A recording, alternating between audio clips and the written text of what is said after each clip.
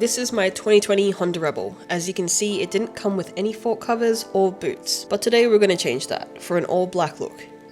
Cool, so we have our boot and fork covers for the Honda Rebel. These are the fork covers that will go on top. And we have our boots, which are down here.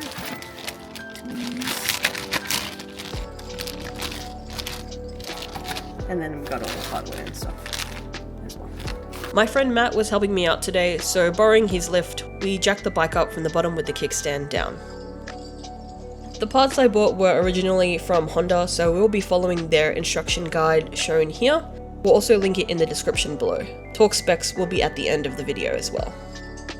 We're going to start off by loosening the small bolts that hold the indicators in place. They will need to be loose to remove the forks later.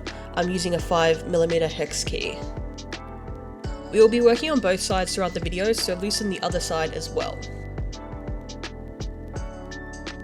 Moving on to the front caliper. This needs to come off to remove the front wheel. So we have to use a 10mm to take these two caliper bolts off.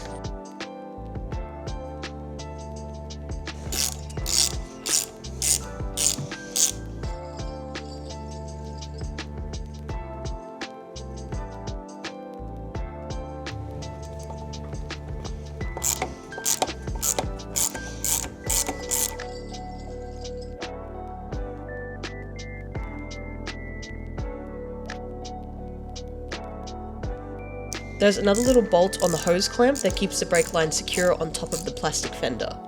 I also removed this to free up the line. With some zip ties, we secured the calipers to the handlebars so it wasn't just hanging and putting strain on the brake line.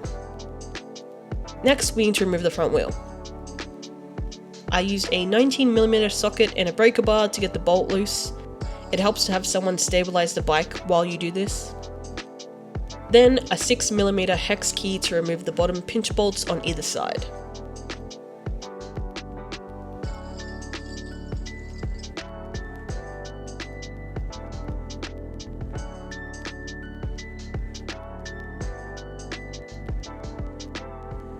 First, we tapped loose the bolt holding the axle shaft in place with a rubber mallet to try and pop it out of the other side, but ended up just using a hex key and a towel for better leverage.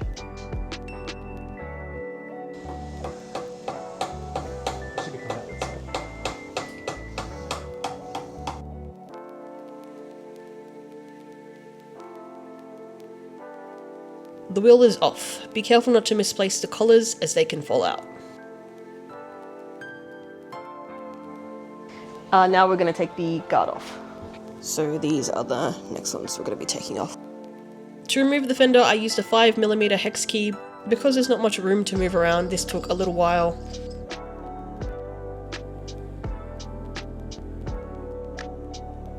If you're liking the videos so far, please consider subscribing. It helps me reach my goals of becoming a YouTube partner.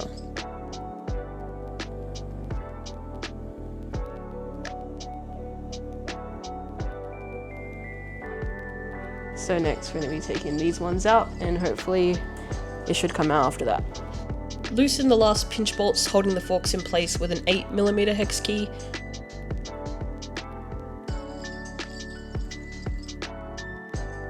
Make sure you hold on to the forks as you're loosening it, as it will fall out of place.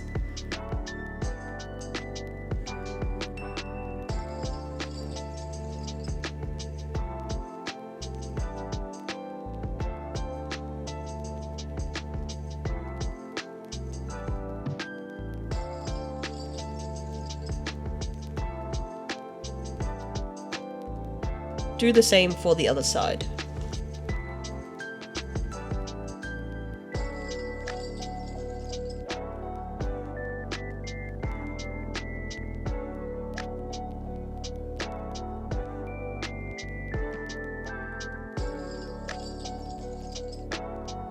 My forks had little surface rust on them, so I cleaned them and the fender up before putting them back on, just with some soapy water.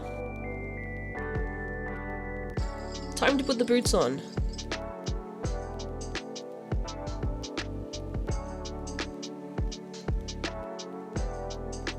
Cool, so we're gonna try and align these, put the holes on the back, and align the boot with the grooves down here as well. loosely attached the band clamp that came with them using a screwdriver. This here will line up with that in there. Putting the fork covers on was a bit of trial and error for us. You need to line the covers up with the indicators and the rubber piece on the bridge. It just took a bit of adjusting. The tape was there just to avoid any scratches. While Matt held the fork covers, I slid the forks into place. Again, this took a bit of adjusting to get right. When the forks are properly parallel, you can tighten up the top pinch bolts holding them into place. This is what mine look like. We had to readjust the boots a little bit with all the moving around. Once the forks are on, put everything back in reverse, making sure to torque down the bolts correctly and use the new bolts or hardware provided. It's good to know that the bolts I received from Honda already had Loctite applied. We also lightly re-greased the axle shaft before putting it back in place. And this is the before and after. I think the Rebel really suits the all black look. Thanks for watching, sub for more automotive content, I'll catch you next time.